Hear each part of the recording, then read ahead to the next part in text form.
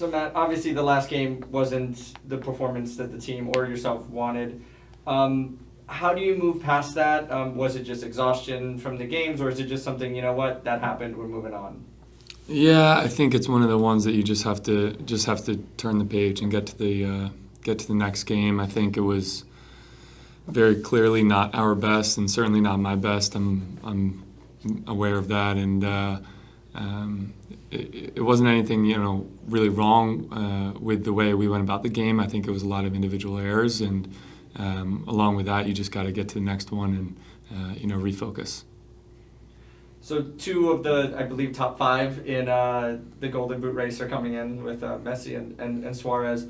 What kind of studying do you do to prepare for players like that in anticipation for what they may bring? Yeah, same type of studying and film that we do and that I do for every other opponent. It's just looking at trends and looking at the spots that they get into, and as a defense, where can we shift them? What do we have to be aware of, and where do we have to give some extra cover? Yeah. Lastly, Coach mentioned after the game that you guys were ready to go almost like right away again. How do you come down from that feeling to be able to get yourself in a place where you can prepare and move on to the next game the day after? Yeah, I mean, I think it leaves fire in our bellies, and just gets us ready to get amped up for this one. Onto the Zoom, we'll go with Chris. Hey Matt, Chris Campbell from the outfield. You mentioned the last game disappointment, some of the mistakes. It was the most goals the team has allowed in many years, and now you have the team that has scored the second most goals per game in league history coming to town. How do you look at this as an opportunity to kind of put away the disappointment in the last match and improve that that New York City can have what it takes to make a deep run in the playoffs? Yeah, it just take it exactly as you said. It's an opportunity to right those wrongs, and that's the way we're looking at it. And we've moved on, and we're ready for this one coming up. Oliver. Hi, thank you. Oliver Strand with Hudson River Blue. A different question. Can you tell us about your jersey number and why you picked that? Yes. One sec. Good. Yeah. I am number 49, and I picked that because that was my grandfather's football number. He played in the NFL as a quarterback, and I think my mom always tells me that there's a lot of similarities between us, and so I feel I never met him actually. He passed before I was born, but I feel like kind of carry that side of my family with me when I wear number 49. Christian? Hi, Matt. Big occasion on Saturday, big crowd, big players, big names, all this kind of thing. Two teams that really want to play football on the ground.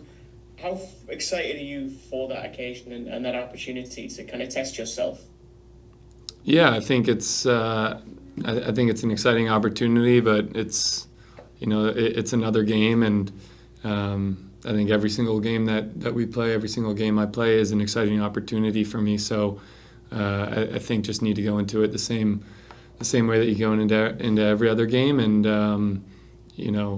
not focus too much on who's coming and who's going to be on the field, and not focus too much on the crowd, and just stick to ourselves, stick to our game. Chris, do you have another one?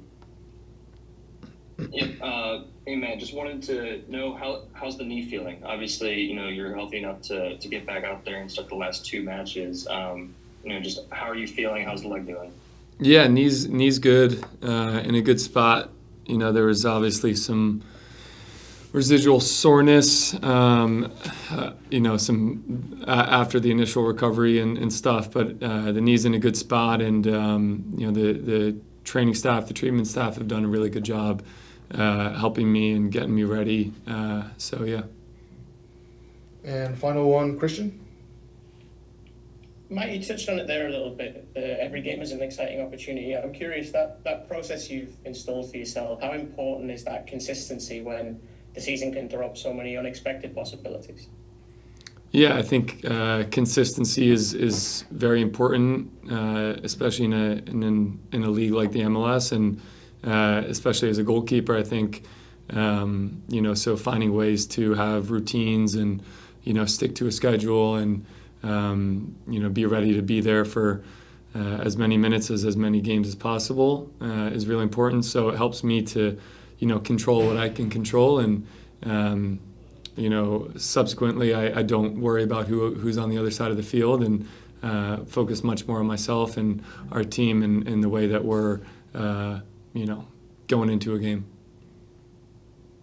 And if I can just follow up, I know you go out into the goal mouth quite early on a game day just to kind of take things in, and when the fans get in there, we know they can make an amazing atmosphere, this home New York City FC crowd. Will you allow yourself a second just to enjoy that moment and experience that moment and the excitement that we know they're going to bring? Yeah, definitely. I mean, I think the fans are always so enthusiastic and have our backs. And when I say don't worry about who's in the stands, I mean let it help us, if that makes sense. Can't let it get to you nerves-wise or anything like that. And I think certainly every game, and this is no exception. Sometimes you look around and it helps you to see who you're fighting for and see who you're trying to represent.